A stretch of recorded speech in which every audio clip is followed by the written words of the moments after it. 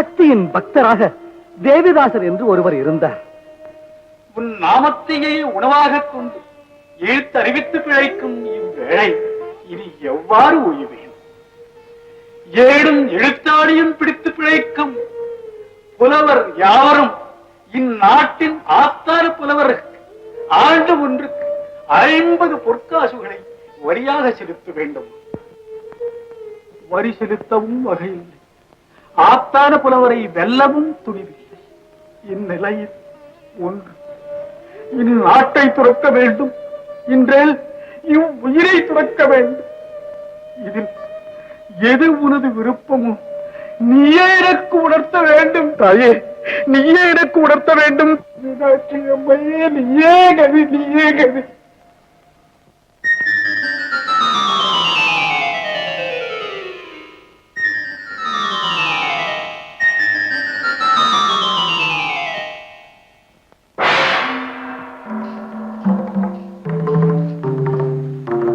குமரா, அருகில் வா.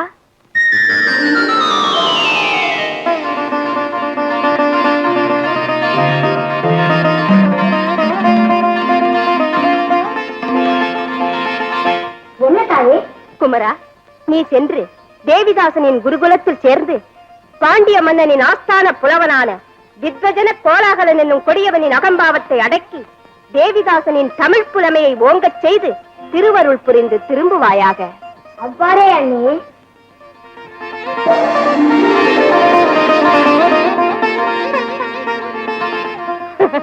சென்று வா மைந்தா.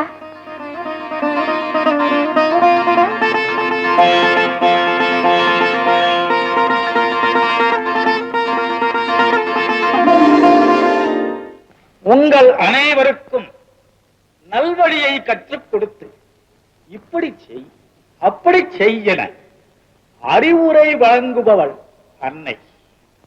அதை போன்றே வேதம் என்ற தாயும் நமக்கு நல்வழியை புகட்டு நம் எல்லோரையும் காப்பாற்றுகிறாள்.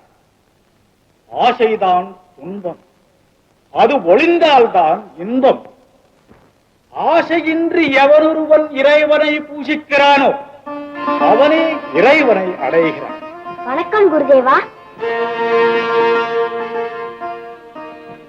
யாரப்பனே? என் பெயர் முருகன், ஊர் திருப்பரங்குன்றம். தாய் பெயர் மீனாட்சி, தந்தை பெயர் சொக்கநாதன். ஆஹா, எத்துணை பொருத்தமான பெயர்கள்.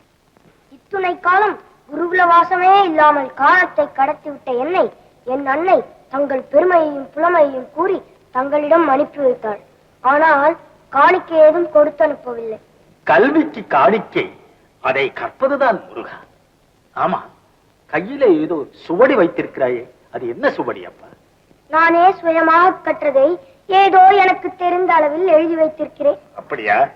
எங்க இப்படி கொடு பார்க்கலாம்.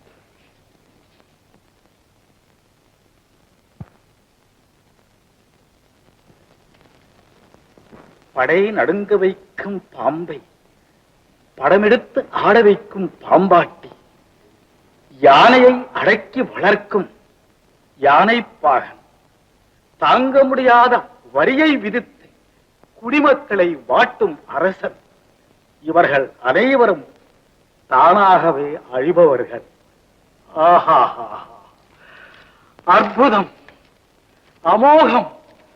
முருகா, நீ எனக்கு மாணவனாக இருக்க நான் கொடுத்து வைத்திருக்க வேண்டும். நன்றி குருதேவா. அனைத்தும் தேவியின் அருள். அமர் முருகா, அமர். இன்று முதல் நீதான் இந்த குருகுலத்தின் தலைமை மாணவன். குருதேவா, பூஜைக்கு யாவும் சித்தம் செய்து விட்டேன். நல்லது முருகா, நீ சுயமாக கற்றுணர்ந்த பாடத்தை மற்ற மாணவர்களுக்கும் சொல்லிக் கொடு. அப்படியே குரு. நான் தேவியின் பூஜையை முடித்துக் கொண்டு வந்து விடுகிறேன். ஓம் சக்தி.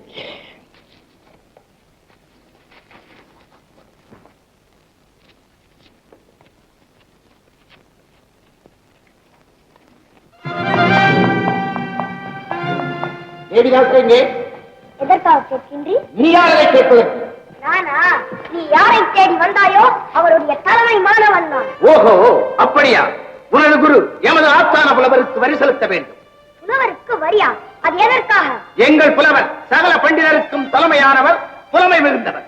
ஆதலால் ஏடும் எழுத்தாணியும் பிடித்து எழுத்தால் பிழைக்கும் அத்தனை பண்டிதர்களும் எமது புலவருக்கு வரி செலுத்தியாக வேண்டும். ஓஹோ, கல்விக்கும் வரியா? நாட்டை ஆளும் மன்னனுக்குத்தான் வரி செலுத்துகிறோம் என்றால் எழுத்தை ஆளும் புலவனுக்கும் வரி செலுத்த வேண்டுமோ? ஆம். கொடுக்க மறுத்தால்? மறுப்பவர் எவரானாலும் எமது அரசவைக்கு வந்து எமது புலவரை கல்வி கேள்விகளில் வெல்ல வேண்டும். வென்றுவிட்டால்? வென்றவர் ஆத்தான புலவராக அரசவையில் பதவியேற்கலாம். நன்று, நாளையே யாம் அரசவைக்கு வருவோம். உங்கள் ஆத்தான புலவரை வெல்லுவோம். நீயா எமது ஆத்தான புலவரை எதிர்த்து வெல்ல போகிறாய்? ஆம், எங்கள் குருநாதரோடு சமமாக அமர்ந்து வாதாட உங்கள் ஆத்தான புலவருக்கு என்ன தகுதி இருக்கிறது? அவர் முதலில் எம்மை வெல்லட்டும். முருகா, ஆத்தான புலவரை அவமதிக்காது. அது அரசையே அவமதித்தது போலாகும். குருதேவா, தாங்கள் வணங்கும் தேவி மீதானே என்னை தடுக்காது. இனி நீ செல்லலாம். மீண்டும் சந்திப்பு நாளை அரசவையில்.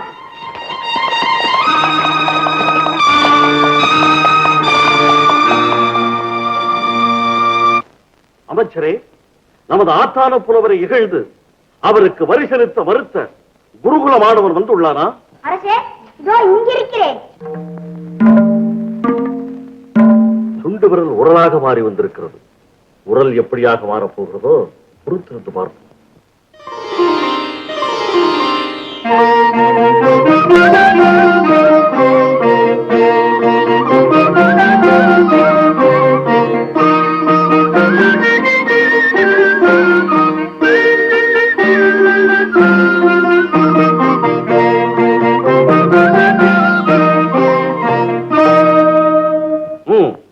ஆரம்பமாகலாமே.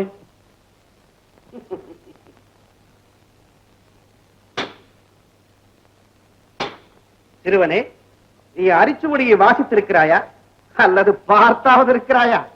உனக்கு எழுத்து கூட்ட தெரியுமா? உன் பெயரை பிழையில்லாமல் எழுதுவையா? ஓய் முதியவரே, உமக்கு தெரியாததை எமக்கும் தெரியாதென நினையாது. சிறுவன் பெரியவன் என்ற பேதத்துக்கே இங்கு இடமில்லை. புலமை அறிவை பொறுத்தது, வயதை பொறுத்ததல்ல. உம்மால் முடிந்தால் கேள்வி கணைகளை தொடுத்து எம்மை வீழ்த்துங்கள். இன்றேன் இங்கிருந்து ஓடுங்கள். எழுத்திலே வல்லமை படைத்த எம்மை வெல்லும் துணிவு உனக்கு எவ்விதம் வந்தது?